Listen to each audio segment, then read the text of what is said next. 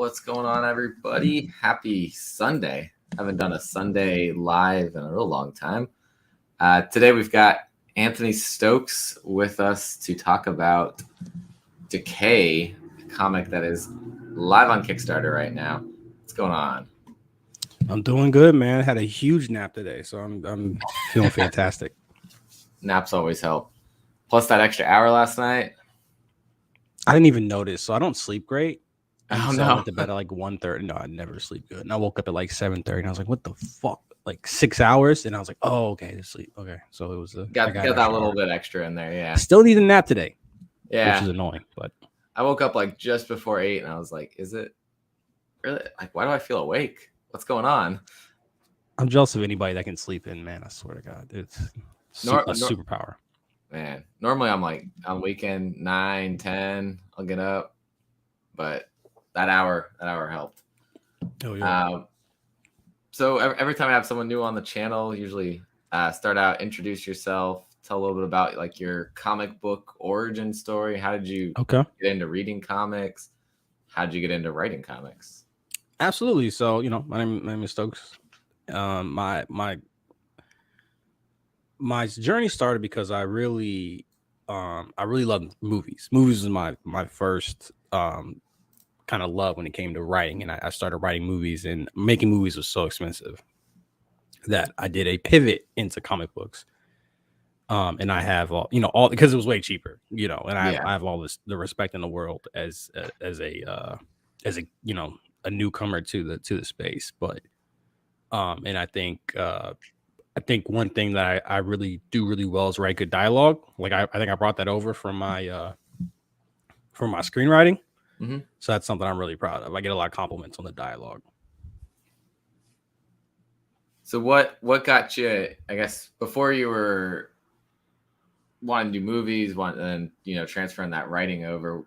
When did you start reading comics and getting into them? Or is it more just the writing genre and just wanting to write brought you to comics, and you hadn't really been a reader prior? So I read manga. So if manga was probably before movies, also something I was really into, because I got bad grades.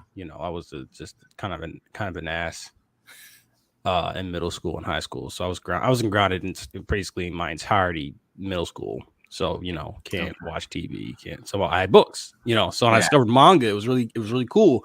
So I read I read Ranma 1/2, everything Shonen Jump at the time. I got Shonen Jump magazine. That was great. So I do consider that comics. You know what I'm saying? Yeah. Manga's lit. I do consider that comics. Like it's a different, it's a different medium. It's adjacent, I'll say. Got my manga section over here. It's growing. Okay. Yeah. It's growing. Yeah.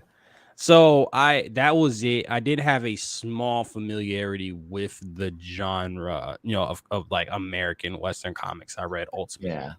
I read Ultimate Spider-Man.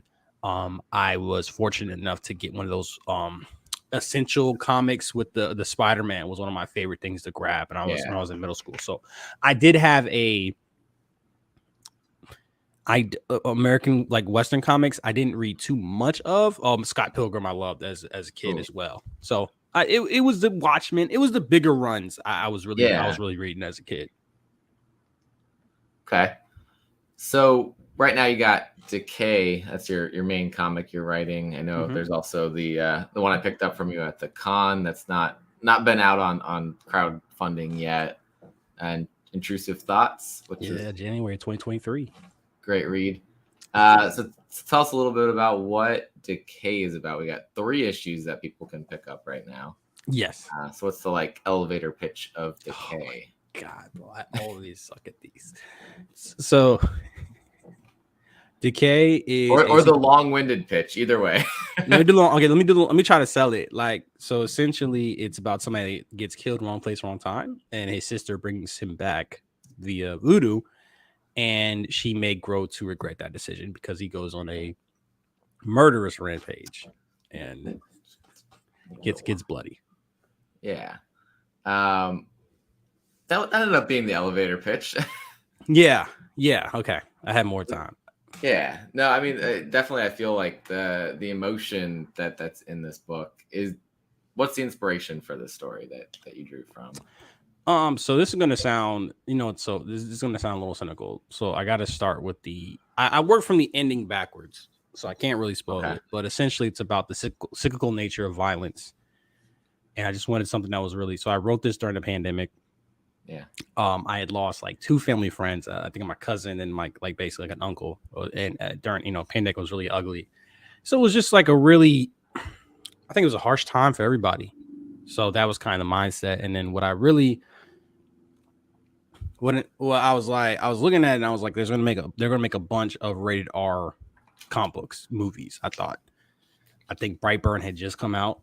It's like I want to make something that can be adapted to a movie. So I was like, okay, something rated R, some violence, some cyclical yeah. nature of violence type deal. Okay. And then I knew that you get a tax credit for shooting in New Orleans. So I was like, Let me say fuck that it, I'll in set New Orleans. And then the story just kind of unfolded from there. They're so for those that don't know, I live in New Orleans, and they're always shooting movies here, always. And actually, I just watched, what was it? It was the Estate. I don't know. I have the AMC like plus whatever where you get to watch 3 movies a week. Or I was like, I'll just see what this is. Well, it's 100% set in New Orleans because I'm like, I know where that is. I know where that is. Oh, hell yeah. This is this place that closed down. And it was about like that restaurant. And like, I almost feel like it was inspired by that restaurant and it closing down a little bit. I was just like, yeah, this is like, they didn't even try to hide that this is New Orleans. They just never said it was in New Orleans. If you know, you know. Yeah. So that was pretty cool to watch that. But yeah, like Interview with a Vampire was shot here. The show that's coming out. Interview with the Vampire. They're making so a show. They did. There was a movie of it before, and now it's coming out in a show with Tom Cruise, wasn't it? I don't remember. I never watched it. There was 2. I don't derail it, but there's 2. I think there's one with William Dafoe and John Malkovich. Oh, what's up, Chef? And then there's another. I don't know. There's one with Tom Cruise. I'm confused. Yeah, no worries. But yeah, so yeah, I mean, it's a great city to shoot in. People tend to like it. I was actually watching. I was at a coffee shop across the street from my comic shop, and they were shooting in the street. Or I don't remember what Fast Charlie, I think, is what it's called. It's coming like next year, I think. Okay.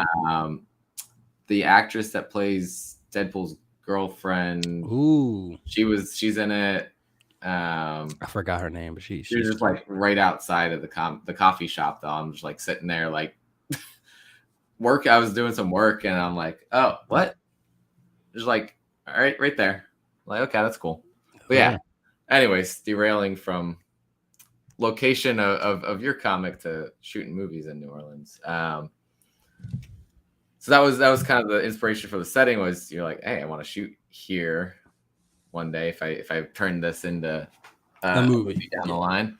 And like I said, I need to reiterate that I have like such a massive respect for the medium of comics. I think there's a freedom there that is so liberating that you can really do whatever you want. And I think people have less. You can put out whatever, people like it, they don't like it. There's not like requirements and stuff like that. So I just want to make that clear that I do love making comics. And before I really wanted to make a movie, but if I were to make like a comic book like Watchmen, like something that was like revered, like like, you know what I'm saying, I would be happy with that. That'd be just as good for me. Well, I feel like especially indie comics, right? Like indie comics is the place where you go to write whatever you want. There's no limits. Yeah. You can do whatever. Marvel, DC, maybe other publishers that have their own IPs. Like, you got to respect their boundaries on where you can go with things. But those indie comics is just whatever you want to make of it. No, 100%. It's great. And the only thing I like, some things I don't like is when people kind of like I always fight back against traditional thinking, the traditional wisdom, or as if you try to apply that shit to me, you can do whatever you want. Just don't bring that shit over here because I don't really care. You know what I'm saying? There's somebody said what they said, like Intrusive Thoughts, for instance, has narration. In the first issue, and it doesn't. Somebody told me like, oh, if it starts with narration, it has to end with narration. It's not really narration, but it's like pseudo. And I was like, you wouldn't think you wouldn't think that when reading Intrusive Thoughts unless you were taught that, and that's why you're bringing it up. You know, like this isn't an organic piece of criticism. You're just saying this because it's something you heard, and it's like that kind of stuff. Like that feels like maybe someone who spent time analyzing literature, and it's like, oh, if you start this way, Yeah, do it this way. I see what you're saying though, like but it felt like the narration turned into like the talking a little bit in a way. So it's not like there's like this extra narrator. It's part of kind of the character that we're seeing. So I see what you're saying. Yeah, that wouldn't make sense to then bring that narration in at the end. Exactly. So that's like stuff like that. It's just like I just don't have any interest in just doing something just because I didn't have a formal education as far as writing. I took a creative writing class in 10th grade, which wasn't super, you know, it was a cool class, I'm sure, but I don't remember anything from there. I think Kill Your Darlings was like the only thing that I remember from that class. And then I took a film appreciation class, you know, which is not even really about writing, you know. So it's like I don't have these little. I'm self-taught, you know. I use like YouTube, like video essays, were my shit. Oh my god, used to love video essays. Yeah, I mean, I feel like, especially now, and like you said, you started doing this during the pandemic. You got a little extra time to kind of sit and like think about things, learn a little bit, and start creating. It does seem like this is like the time for indie comics. More and more creators coming out there creating things. I got in trouble because I said the crowdfunding is overcrowded. Like it may be. It might be.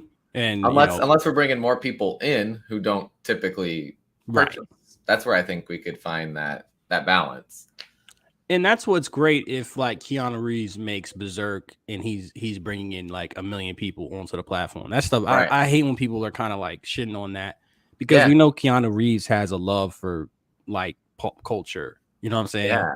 Wesley Snipes. You know, Wesley Snipes has a love for pop culture. Yep. And they're bringing in a new audience. You know what I'm saying? So it's good. But like for October, we all have access to the same analytics that tell you don't launch in December, launch at 8 a.m. or 8 p.m. You know what I'm saying? Launch on a Tuesday, don't launch on a Friday, all this stuff. Yeah. So we're all following this. So we're all launching. The day I launched, I got notifications for 5 other campaigns that I like. It's like it can be both.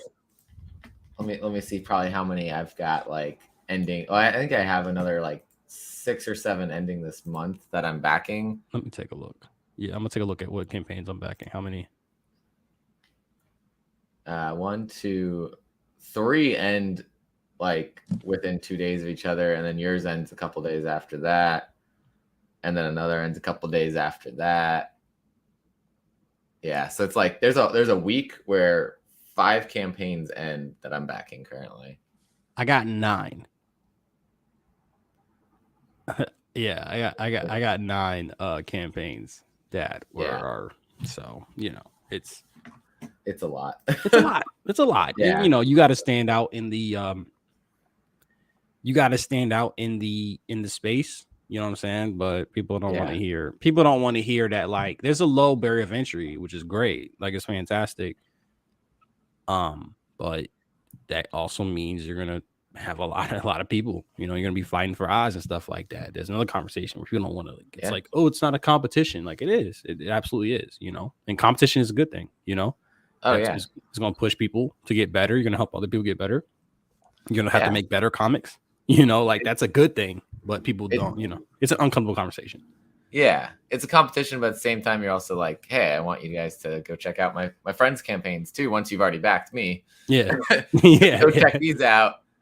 I mean, everybody that I back typically, like, there's at least one campaign that's not theirs. That's in, you know, the update. That's like, hey, I'm also backing this. Go check them out. They're great. Right. The story's awesome. Which that's what I love about indie comics. Is that like that love for other indie comics? It's not like you're isolated. And I think that's where the people probably take out the fact that it's competitive. It's because everyone is helping each other in some manner.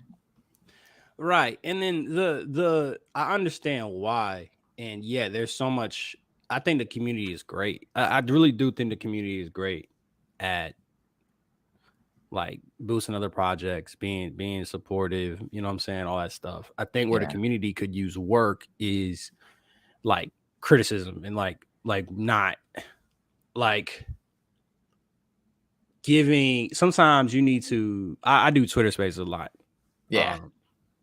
So shout out I've to the never guys. figured out Twitter Spaces. So I've Oh never man, you joined gotta any hop of in them. I'm sometime. just like, oh, there's something going on up there. It's just you just hop in the app and have a conversation. But like I when we were peaking, we had so many different people. What's up, Rudy? We had so many different people in the spaces with so many different kinds of comic books, and we were all just. It was so many conversations I had that I didn't want to have. That they were Yeah. telling me shit, and at first I'd be like, nah, yeah, you tripping. And then I think about it later, and I was like, okay, nah, they're right. Like. And it was such a good environment to get better. Like I'm infinitely better creator because of those spaces. And it's like, I mean, we're not trying to be rude, but we're also going to give you the information you need. And I think that's kind of what I try to bring to like Twitter is that it's like, look, guys, yeah, we can do the kumbaya shit all day, but like, are we helping each other get better? You know what I'm saying? It's not good to just be like, oh yeah, your thing's great. Well, yeah. How do you make it better? How do you take that next step, level up? Which I think, I mean, that reminds me, I saw Travis Gibb is going to do some like YouTube shows with someone like about leveling up. Mm-hmm. I think Charlie Stickney, I feel like he's one of those people who's definitely like, his work's gotten better and better every year. Probably great person about leveling up there.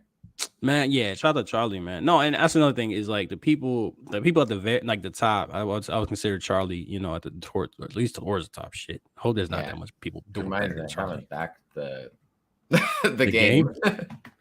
No, yeah, back the game. You know, Pat, like these guys are very forthcoming. You know what I'm saying? These guys are very generous with their information, and like I think that's another great thing. And it's fantastic. But it's just, I think we gotta get better about just being honest. Like, I think there should be a really good balance of like the kumbaya shit, right? And then like some hard to hear criticism. Yeah, you know what I'm saying? I think also people aren't willing to take that criticism, and they're not willing to learn. They're not willing to get better. Yeah, it's unfortunate. It's unfortunate. Don't cry to me. You know what I'm saying? Like.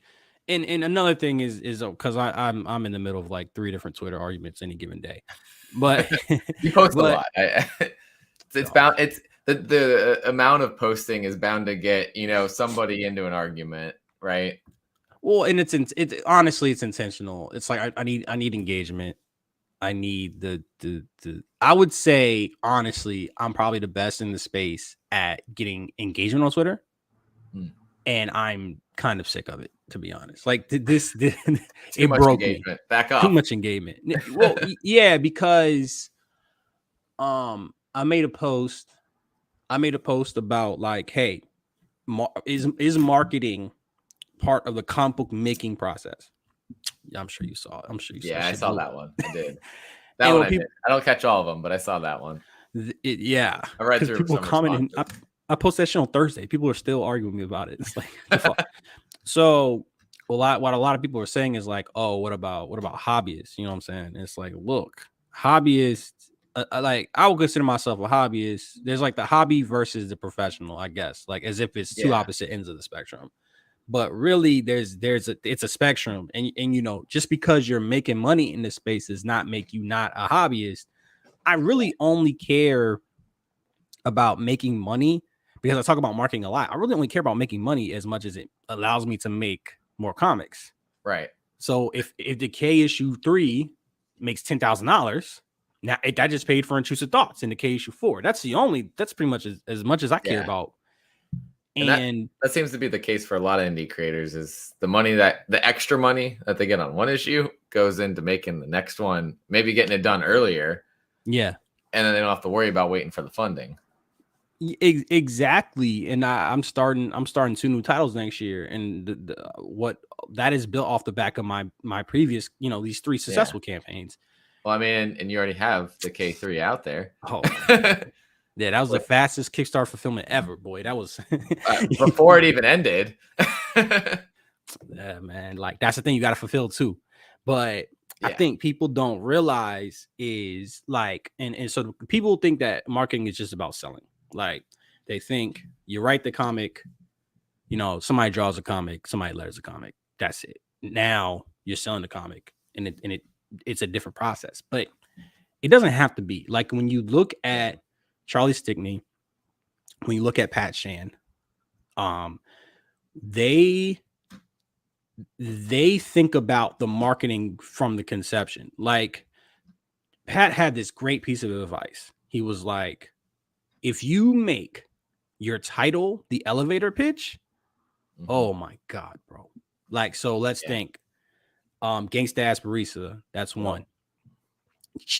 Cheeky, if you want to add that. What else?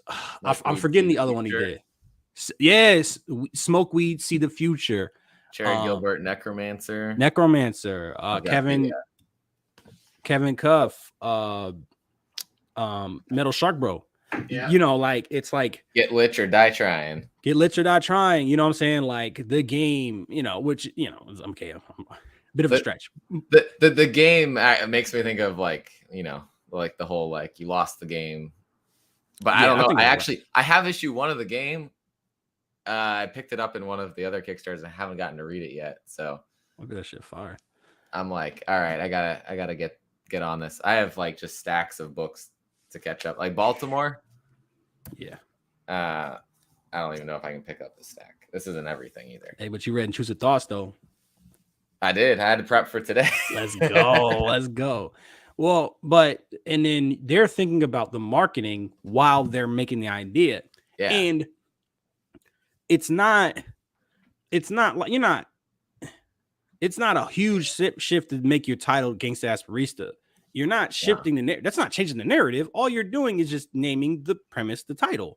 And what does that do? What I wish I named Decay Undead Guy Kills a bunch of people because I'm sick of elevator pitches. I'm sick of this shit. Undead Revenge. Undead Revenge. And but because they're thinking about the marketing early, making it easier down the road. And you're thinking about it. You're thinking about it throughout the entire process. So you don't have to think about marketing when making your comic. You can make a comic book. You can make a comic book just purely entirely for the love of it, and that's totally valid.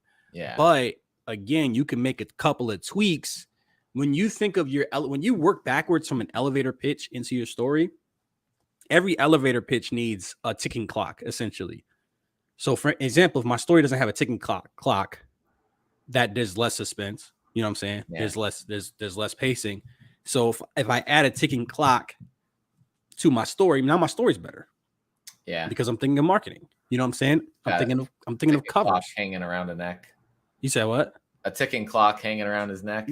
No, like you know what I mean? like I'm thinking of like we have to do X before Y.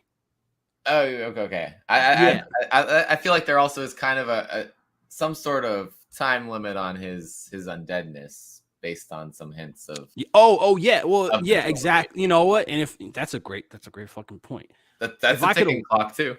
No, you're absolutely right. You're absolutely right. Shouts out to me, but I should thought about that. But essentially, yes, if you need to put if you're missing the ticking clock, you can add it.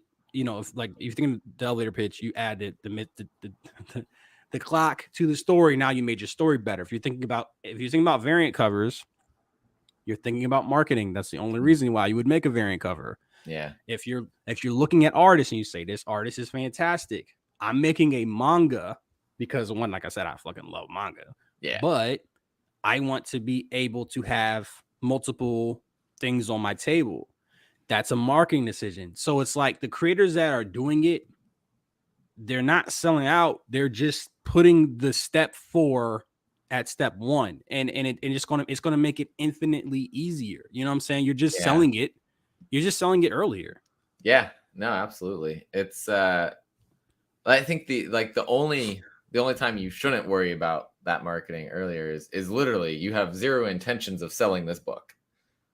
you have zero intentions of anybody reading your book. Right. If I post my book on fucking Global Comics and that shit gets 0 views, and I'm That's like, true. That's true. Yeah.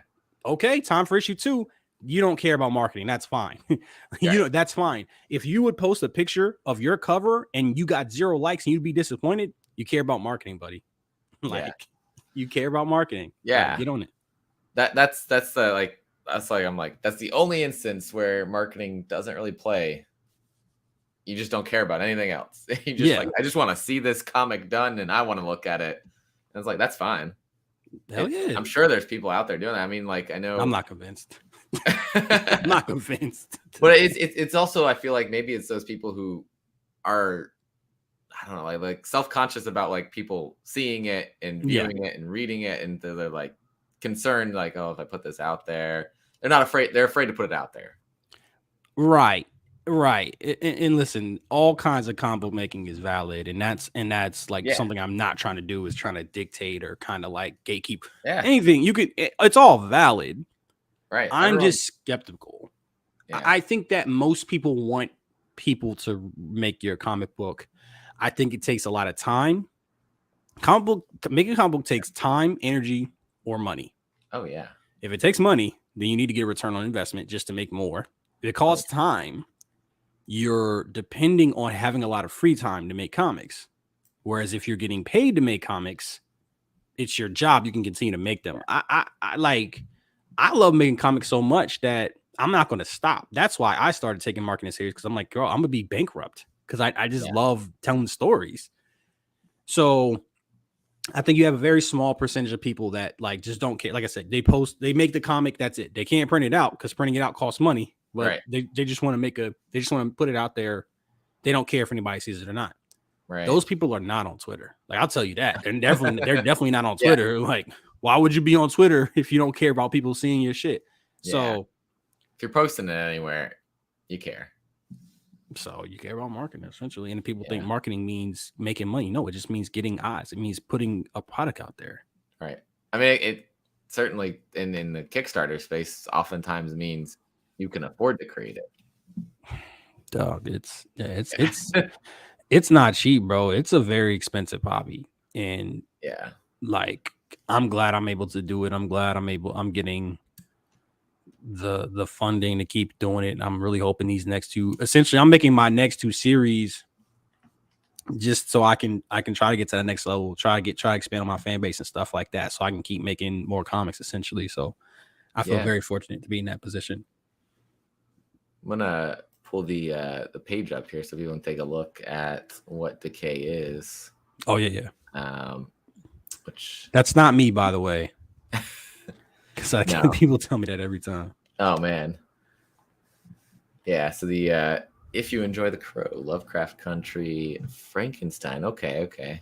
Monkey's Paw. But this is the same artist that did Intrusive Thoughts. Oh, I was gonna say, did they do another variant for you on like issue 2? Yeah, the hurricane cover. Yeah.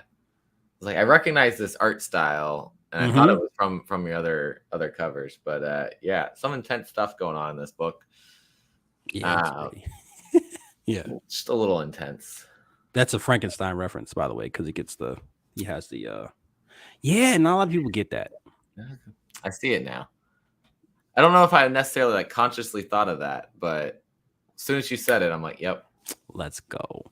Yeah, so originally, if you could scroll back up to the first page, originally the end of issue 1 basically is him getting killed and getting revived. That's why I didn't have an elevator pitch, because the pitch is the twist. And somebody told me that you started the story too early or too late, and I was like, no, I love that twist. But it did make it harder to sell, and this time I was like, fuck it. I'm just gonna tell it visually. I'm just gonna rip the Band-Aid off, and then I have two new issues coming out, 3 issues coming out, like 3, 4, 5. So it's like, okay, there's still gonna be more surprises. But that was the thing that I was pretty stubborn about. Now I finally kind of buckled and like added in a visual, kind of just visuals to let you know what the story is. Yeah, and it's like I'm really proud of myself for that. Like, yeah, I mean, at this point, a lot of people that come on continue reading. We're there at the start, but you get some new people, and at this point though, it feels less like a spoiler and more about like, all right, this is what's happening in the story anyways, and it is a little bit of a twist, but there's more twists to come. There's more things going on. So now it's almost like, since you're picking up 1 through 3, it's just kind of early in the story this happens. I guess it was an easy decision to make, and it was when you make it, you have all kinds of ideas before. People who don't make or haven't made their first comic book, they have all kinds of ideas about what the medium should be or what you should and shouldn't do. And I've done a full 180 on a lot of things. Done a 360 on a lot of other things. You know what I'm saying? I'm still headstrong with certain things, but I just think like there's so many people that like it's weird, like gatekeeping. You know what I'm saying? It's so weird, like so cringe. Like, I mean, I feel like if you're enjoying making it, your creative team enjoys making it, someone's out there gonna read it. Like, do whatever you want with it. Like, have you seen Freak Snow? It came out from Behemoth. No. Kevin Rodatelli, Rob Cannon. They're now doing like the Whatnot publishing stuff. But it's just like, it's a look inside of Kevin's mind. Mm-hmm. It's just wild and insane and does not follow any traditional like comic stuff. Like, I think you'd enjoy it for that reason. It's just like, all over the place. Like, paneling doesn't really matter all the time. Like, it's just out there, and it's fun. It's fun. That's why I really like manga, because they're doing a lot of interesting things. And I think what I'll give manga credit, where I think like mainstream comics are lacking, is you're seeing like manga creators, fourth generation. Like what if we want to say it started with, I don't know, like Astro Boy or some shit, then you had like Dragon Ball Z, then you had Naruto, you know what I'm saying, like One Piece. Yeah. We're now like 4th, 5th generation in storytellers, and they're taking those like Chainsaw Man and Don Da Don. Oh yeah. They're taking these tropes, and they're using the shorthand established by a DBZ or a One Piece or whatever. So we're getting to the story faster. We understand these characters. And then they're doing like dynamic stuff with those tropes. And like, I think that's happening in the indie space, but the mainstream space, I'm a little skeptical if that's what's going on. I love something that can surprise me. You know what I'm saying? And that's what I'm looking for. Yeah. The mainstream comics seems to stick to the formula a lot more. And it's kind of, I've pulled away from a lot of books, like, stick to some characters. Like, I want to see what happens at the end of the Spider-Verse, if they actually end it. So like Spider-Man characters are kind of my favorite thing out there, and so I'll pick it up to read characters, but the stories aren't always great. Like, I stuck on way too long with the Nick Spencer run. I kept like letting me down. I was like, no, it's gonna be better this time. Didn't get there for me, but and I didn't. Sorry, go ahead. Oh, go ahead. I was like, scroll up. That's the cover. I didn't forget. I just got these in. That's the one you wanted. So I just got the proof for this one today. So nice. Yeah, we moving. Very nice. Yeah, I got all these back here. Yeah, I saw them, man. It's a pretty looking desk. Yo, that's the. Like Tales of Horror, Tales of Decay, the homage. Like, it feels like an homage, right? I think it was Tales from the Crypt. The Crypt. Yeah. EC. Yeah, I knew it was like old pre-code horror kind of. Nice. I forgot what I was just talking about before that though. It's gone. Whatever. It'll come back if it's important. Right. That's the good thing about comics. There's just so much stuff to talk about, but I mean, getting people to like get over here and check these out. $12 physical cover. Like, you think about it, we're looking at you can pick up a book $4 or $5 at a comic shop, but that's funded by like a big company at some point in the process. Those printing costs are a lot lower. So $12, I see anywhere like I've seen 5 on a Kickstarter, but it's usually someone who's been like who does so many of these that they've probably got some like steal deal on printing and such. But yeah, 5 to 15 is usually like that's a Kickstarter comic price. It's also higher quality. Like honestly, the print is a lot better on it. Yeah. No, it's not the cheap paper.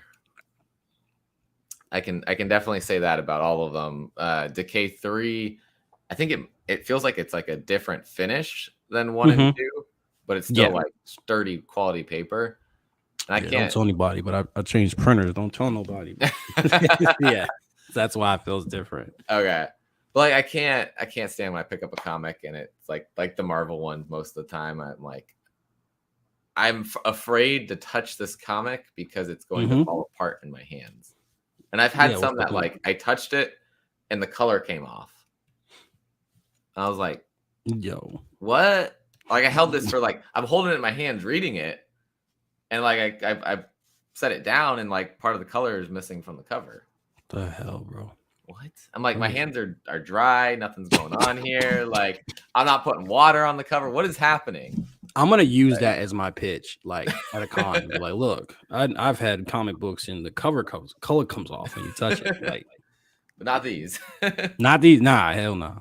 And that's the other thing I appreciate about indie comics is just like that quality. People creating the comics put in that extra effort to make sure it's something that they would want to pick up and read and hold, and that shows here. Yeah, and it you really every sale matters. You know what I'm saying? Like when you're doing indie comics, or at least they should. You know. Yeah. But I feel like I can say confident like 95% of people in the space are putting good product out there, and because like you need the buyers, you need repeat buyers. That's so huge. Yeah, and I've had some that like the packaging gets me. Like yeah, I've gotten some that haven't had a bag and a board. No, that's crazy. Like that's like the minimum. And if it's not a trade, you need a bag and board. Like what the hell? I've had people bag and board trades, and I'm like, you didn't even have to do that. Like, yeah. But yeah, no single issue, no bag, no board, just like in a flat cardboard thing. It wasn't like a mailer. And I was just like, what did I just open? I use bubble mailers, and I haven't gotten any complaints. Genuinely, I haven't gotten any complaints because look, I appreciate the Gemini mailers, but it's overkill, bro. Like it's a fucking overkill. Like you need for me, I like them just because I know you've done everything to kind of protect it. I've seen some people do those and then throw them in bubble mailers to get because it's in a bag, so it's a different shipping rate, so it's cheaper or something like that somehow. I don't know how that works, but me neither. So I've seen that too. And I've seen bubble mailer and there's nothing else but the comic in the bubble mailer. And I've had so many damaged comics from that. That's whack as hell. Like I do the bag and board and the mailer, and my thinking is like the bag and board and because it's got the air, you know what I'm saying? It's got the bubbles. And then at the very least, the comic book will be okay. Like, yeah. If the bag and board get messed up, at the very least, the comic should be good.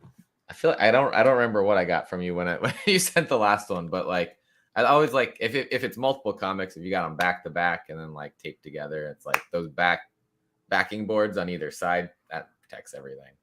Yeah, but like if it's one comic, I'm like, all right, let's get something else in there. Like when I'm shipping things out, I'm always throwing like maybe another board on the other side of it, keeping it safe.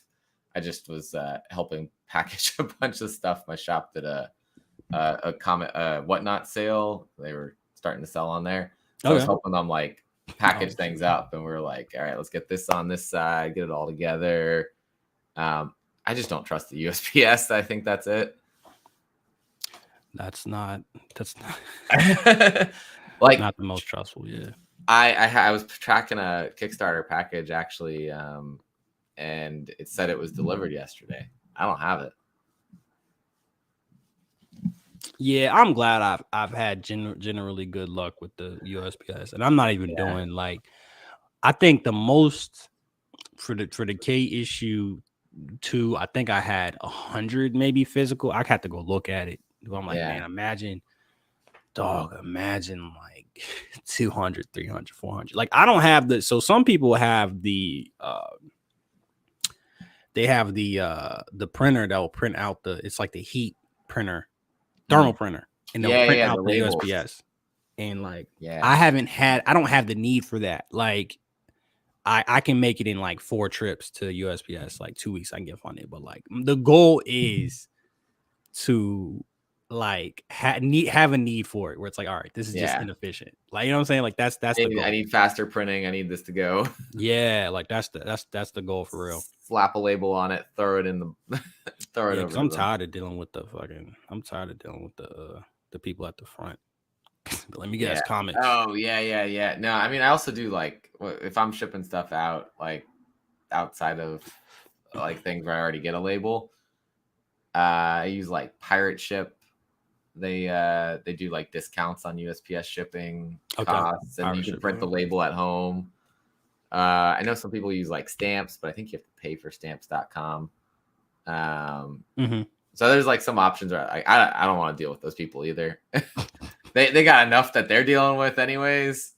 So I'm like, I'll leave you guys alone. I'll bring in my packages, drop them in the box, and I'm out of here. That's true. That's fair. That is very fair. But I guess it all comes down to like it's a lot of work on the creator putting all that stuff together at the end.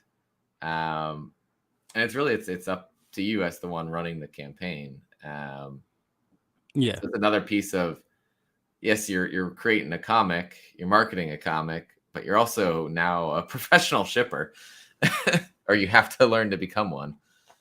I'm gonna start like kind of dinner, and then I'm gonna start bagging up some comics. I'm like, because I try to get fulfilled as soon as possible. Yeah. So I print everything out ahead of time. I get all this stuff like in order, and then I try to like bang it out basically. And yeah, I mean that's really appreciated from the buyer side of everything, because there's a couple people I know, like, you don't have to worry about that comic getting to you or waiting a year to get that comic. You're fast. Do you know Frank Martin?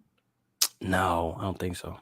He's another right, but he's like always like he gets the money, and then it's like a week or two after that, comics are out the door. Hell yeah, that's the goal, man. And it's I don't want to besmirch people that can't do that, because it is a luxury. Yeah, it is a luxury. You know what I'm saying? Absolutely. And if you tell people your comic's going to take a year to do it, then you know that's cool as well. Right. It's all about the updates. But exactly. Yeah, I think it does speak to the fact that, like, okay, when you get something earlier than you expected, that's always a good feeling. You know what I'm saying? Oh yeah. I mean, even like we know in the last year, people have been hit by like shipping delays, all kinds of issues with that side of thing. And then like Pat, like he had like 3 campaigns just suddenly arrive, and he's like, all right, pack out the door as soon as he got them, though. Like at least that's what it felt like. But he kept those updates going. Yeah, as long as you do the updates, you straight. That's what I like about the community. Like people, the fan base too. Like they're really understanding and super reasonable. You know, it's a great community for real. Yeah. Until, I mean, you've probably seen some of the Twitter controversies recently with suddenly an update of, we don't know when this is going to actually ever get to you because I used up all the money on who knows what. Creators. I actually was not. I've only been on indie Twitter for, at this point, like a little under a year. Last week, right? But I didn't even know. Well, I don't know when the project originally, because it was created before, so I'm not even sure. I remember seeing the project, and I think I thought about backing it, and then it was probably one of those ones I opened, and then I guess I didn't feel strongly enough because it never happened. Or I just completely forgot, which I do like 20% of the time. Just I open a tab and I forget I have it open. I have like almost the max number of tabs open on my phone, which is not good. That's like my brain. It's probably my brain, you know, same thing. So many tabs open. None of them are working right now. But yeah, so there's some things that pop up where there's no updates and then it's just quiet. Mm-hmm. It's like I feel like that does have a little bit of a negative impact on creators who are publishing stuff and putting it out there, you know, pretty regularly, because people got a bad perception then of Kickstarter. And I saw that on a couple comments was, I don't think I'm ever going to back another Kickstarter comic after this, which sucks. It sucks so much because people are more trustworthy than what happened with that situation. Yeah, and shouts out to Wells Thompson, who makes Frankenstein the Unconquered. He puts backed. He says created by Kickstarter. Like he puts it on a sticker on his covers. Yeah. On his back cover to be like. And I was like, oh, why do you do that? Like, you getting money from Kickstarter? He's like, nah, I want people to know that this is a sustainable thing. And yeah, that's probably I think the two things that are worse for the community is when you don't make the book, and then if you have really bad shipping, like if you ship the book and it's some bullshit. I think that's the two things, because it makes people it makes it distrustful. Yeah, absolutely. So this one's wrapping up in 8 days. I can't wait.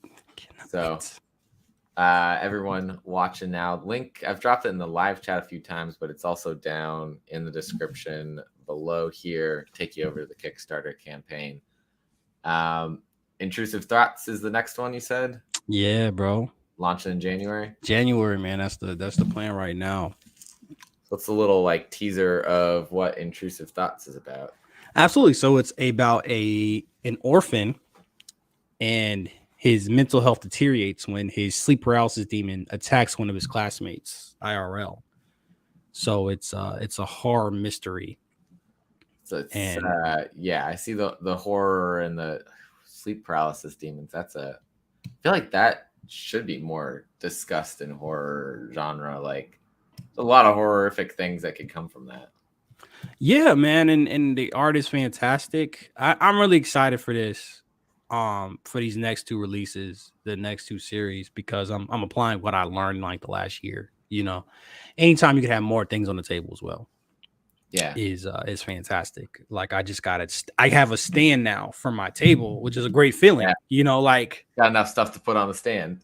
Exactly, man. I can keep filling that thing up, and it's also good if you're you're splitting a table, as I was. So it's like, all right, cool. Like, I can split a table and shit. But somewhere over here. You said what? I got some of his books over here. Oh yeah, shouts out to Armin. Yeah. But haven't gotten to read them yet, but you read Intrusive Thoughts. That's a smart move. No, but it's what I've learned making comic books, you know what I'm saying, in the last year. And I've learned a lot. So it's excited to apply it. Yeah. I'm trying to pick my words carefully here. I think spoiling. No, not even without spoiling, but I would say I think it's gonna be easier to sell. I think, which is, you know, I think it's gonna open more eyes. I think the art is better. I got a more experienced artist. Like I said, I'm a better writer since when I first started making comics. There's more metaphor and stuff like that. You know, I can't. I'm so excited for this next series, and then, you know, in the Decay issue 4, I'm doing 4 and 5. I think at the same time. I think I'm doing a launching at the same time. Okay. So is 5 the last issue then of Decay? 5 is the last issue, and then it's trade time, baby. Then I get to make all that money back. But no, it's so exciting, and I think Decay 4. I think honestly, Decay is getting better every issue, and I think it's going to be fantastic. And then when I get that trade, that's going to be. I'm scared because I think it's gonna make one of my floppies less valuable. You know, like it might be harder to sell the floppies. So I'm printing less sequentially, like as I'm going. But it's gonna be a great. It's when I get it finished, like my first series, like finished, Yeah. it's gonna be insane. Like it's gonna be such a great feeling. I can only imagine. One day I'll get around to doing some writing. Hell yeah, bro. It's something that I, the more I talk to people, the more I'm like, I want to do this eventually. But between reading, writing reviews, day job, trying to catch up on more reading, I end up not having a whole lot of time. But nah, I feel you, bro. But I think reading and understanding the medium is the first part. That's the biggest step. And I'm nonstop reading, so hell yeah, bro. Real quick, what do you think of Intrusive Thoughts? Like, I like at first I was like, what on earth is this thing? And I was like, wait, okay, we got sleep paralysis demon, which again, like the horror side of it, I was digging. I will say this, I wasn't 100% until you said it about what the sleep paralysis demon was doing. Mm-hmm. I'm gonna reread this and look at a certain scene, and I think that I didn't understand one of the scenes when I was reading it. Oh shit. What can you tell me vaguely what it the one like at the end, like because you said the sleep paralysis demon comes out kind of in real life. Yeah. So I didn't quite grasp that, I think, when I was first looking through it. But like you said, I do agree that art is like a next step up.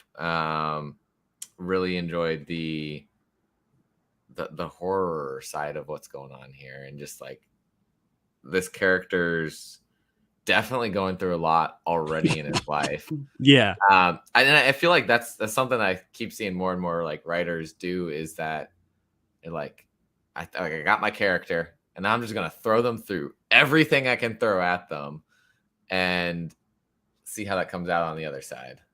Like, and he's got a lot happening since he's his no parents, his foster parents don't seem to care about him too much, but he has a place to sleep. Yeah, no, he's got that. Just the trauma that he's going through. What would that do to someone? And then how do you take that to more horror? And I see you doing that, and I really like that. Yeah, no, I'm glad. I mean, I'm glad, and yeah, it's. I think it's like got a similar structure to Decay, and I think it's like a, I'm very excited. I'm glad you. Yeah, no, it's cool. But yeah, now I was like, I think that one scene I was reading, I was like, was this in his head? Was this like it was this part of one of his sleep paralysis dreams? Or was this real life? That was my one point where I was like, I guess we could roll with that and just be like, yeah, it's like the end of what was that movie? The one where they're spinning the thing at the end, Inception. Like, what is really going on here? Ooh. That's not a bad comparison, but. Nah, Intrusive Thoughts is about to be crazy. I really can't fucking wait to like get into it. Yeah. And then I got some other shit. How many stars out of 5 would you give it? Oof. Put you on the spot. Don't put me on the spot. It takes me a while to think about star reviews. I sit there and I'm like staring at I got one up, like I haven't finished writing a review for. I'm just like, I don't know. And I always go out of 10 because I'm like, I don't know. I like having a little bit of extra maneuverability, even though can like double the scale, right? Like you could 3.5, 7, 4.5 is 9, but I'm like, but then I can get a 9.5. It feels better though. I got an 8.5 in there. Like I got a little bit extra room to maneuver it. But 4.5 star, like 4 stars is like 4 out of 5 is better than 8 out of 10. Like it sounds 4 out of 5 better. It right. Feels better because it's closer to that end goal. Yeah, you know what I'm saying? Yeah. Like I like 10 mainly though, because like I get that like extra little bit, because like I'm like, okay, so like 8.5 is like, for me 8.5 is really good. It may not come across that way for like people want those 10 out of 10s, 9 out of 10s, 9.5s, whatever, but like I don't want to say would that be like yeah, how do you say that? 4.5, it would be, for me, is too good.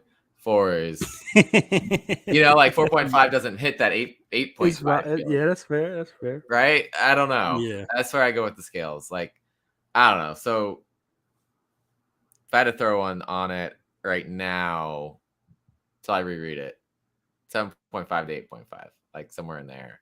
Okay. We got. If I had to, but like again, I only like will give ratings things I like. So like my scale doesn't really start at, I'm not gonna give a rating to something that I don't like. I'm not gonna talk about a book I don't like. I'd still recommend this book, Yeah.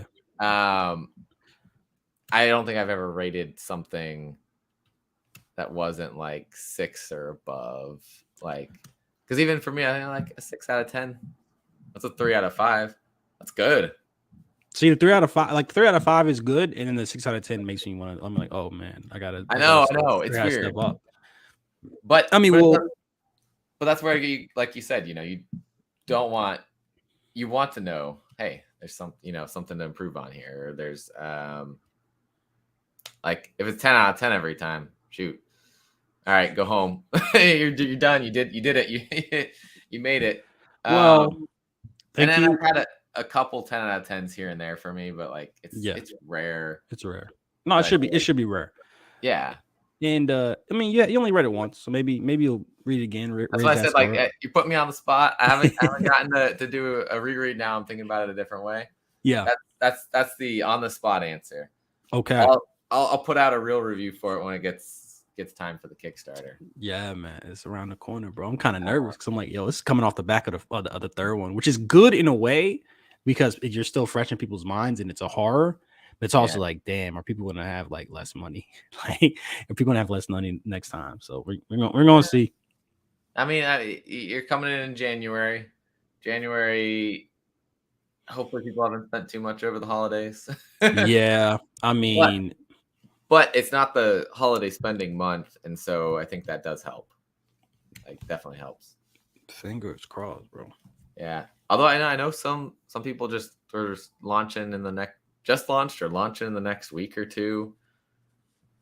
I'm like, we're getting a dangerous time. There'll be something Christmas related, boy. Yeah, that's what Travis Gibbs is doing. Yeah, I forget what holiday spirits, I forget what it is. Shoot. Yeah, something like that. It's on my list. But yeah, that's like Jerome's project there. Who does like all the lettering for Orange Cone. Okay. Also, he's letter on was it Dead Kingdom from Red 5 Comics. Okay. Yeah. No, his like indie comic letters, he's one of my favorites. All right, hell yeah. Okay, I'll check that out. Yeah, he's good. But yeah, he wanted to create this. I've talked with Travis about it before. He wanted to create this like holiday one last year, and now they're like, let's do it again. Let's do it. Let's keep it going. But hey, they got cool talent on there. Brian Hawkins writing one of the stories. Yeah. So shout out to Travis. Yeah. Where can people find you? Twitter, just fucking Twitter, bro. Twitter at Stokes the Writer. There we go. At Stokes the Writer on Twitter. That's mainly what I be on. I'll link you down below too. So hell yeah. Twitter. Yeah, there's Decay Comic on Instagram, I think. Decay Comic on Instagram, yep. I was trying to tag you when I was making the post earlier, and I like went back through something and I saw the Decay Comic. I think it's in the should be the comic, something like that. And I was like, oh, all right, tag. Hell yeah. And I followed it already. I was trying to find you instead of the comic. It happens. Yeah, maybe I should rebrand. No, I'm thinking about it. No, I got a new title. Yeah. Oh, but I printed Decay Comic. Damn. Oh, we'll figure it out. Always something, man. Change it later on, or create a new Instagram too to have like just like Stokes the Writer. Yeah, I gotta figure something out. But everyone go check out the Kickstarter. Awesome comic set in New Orleans about, I would say, tragedy, revenge, dealing with death. Lots of great things there to think about. Voodoo. Fun. Really good story. Hell yeah, check it out. Any last shout outs or things you want to put out there? No, I mean that's it. Thank you so much. You know, like I really appreciate it and squeezing me in. Absolutely. It was great to meet you in person in Baltimore. Hell yeah. You said you got another con coming up sometime soon, or is that next year? I don't think so. Next year. Okay. I think con season's over for me. Con's over. All right, cool. Yeah. Take a little breather. All right. Well, thanks again for coming on. It's awesome talking to you. And thanks everyone's watching this live right now or catching it later. Appreciate you. Have a good day, everybody.